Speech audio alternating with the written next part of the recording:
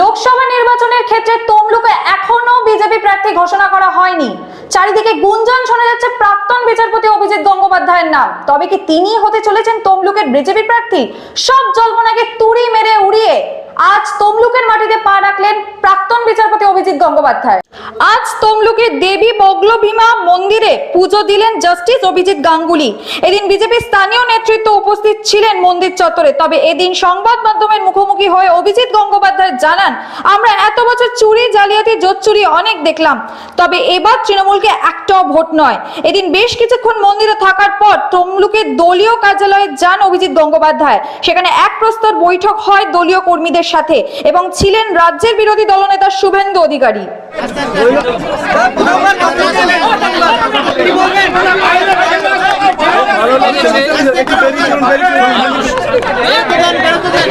মানুষজনের যে আন্তরিকতা অভ্যর্থনা আমি পেলাম, সেটা আমাকে অভিভূত করেছে, খুব ভালো লেগেছে।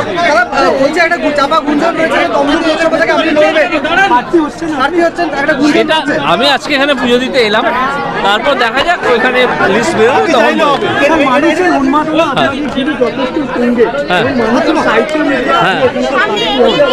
এখন এটা তো বিজেপির ওপর মহলের এতে হয়, আমার তো কিছু করার নেই। এটা তারা যেভাবে ঠিক করবেন সেভাবেই আমাকে মানতে হবে, আমি মানবো সেইভাবেই, সেটাই আমি মানবো।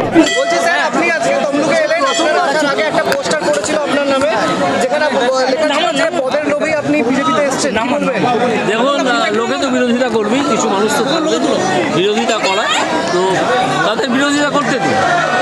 কিন্তু আমার একটাই আপনাদের কাছে আবেদন থাকবে, চারিদিকে সারা পশ্চিমবঙ্গে একটা বার্তায় ছড়িয়ে দিন যে তৃণমূলকে একটি ভোটও নয়। আমরা জোচ্চুরি, জালিয়াতি, দুর্নীতি অনেক দেখলাম, আর নয়। এবার একটা শুরু করতে হবে, যে শুরুর দিন আসছে, এই লোকসভা ভোটের দিন। লোকসভার তো প্রচার হবেই, তার সঙ্গে সঙ্গে মনে রাখতে হবে যে এই দুর্নীতিগ্রস্ত সরকারকে সরিয়ে আমাদেরকে 2026 সালে বাংলায় ক্ষমতায় আসতে হবে। না হলে পশ্চিমবাংলা, বাঙালি কিছুতেই বাঁচবে না। আজকে যেভাবে প্রতিটা ক্ষেত্র জীবনযাপনের ধ্বংস করা হয়েছে, তৃণমূল একেবারে জোচ্চুরি করছে, দুর্নীতি করছে, নিজেদের ঘরে টাকা কামাচ্ছে, 500 বা 1000 টাকা দিচ্ছে আর 1 কোটি টাকা করে চুরি করছে প্রতিদিন। এই 1000 টাকা দিয়ে বা 1200 টাকা দিয়ে 1 কোটি টাকা চুরি করা, এই ব্যাপারটা, এই যে দুর্নীতি এবং এই যে প্রচার, এটাকে ধ্বংস করতে হবে। স্যার, আপনি সংসদে যদি জিতে যান, আপনি তো অনভিজ্ঞ, কি করে কন্ট্রোল করবেন? আরে আগে আমার নাম ঘোষণা হোক, তারপর তো এইসব প্রশ্ন। এখন তো প্রাক্তন বিচারপতি হিসেবে সিএ নিয়ে কি বলবেন? এক্ষুনি আমার বলার কিছু নেই, সেই হিসাবে ঘোষণা হয়েছে। আপনারা মানুষের রিয়াকশনটা দেখুন, তারপর ঠিক সময় আমি আমার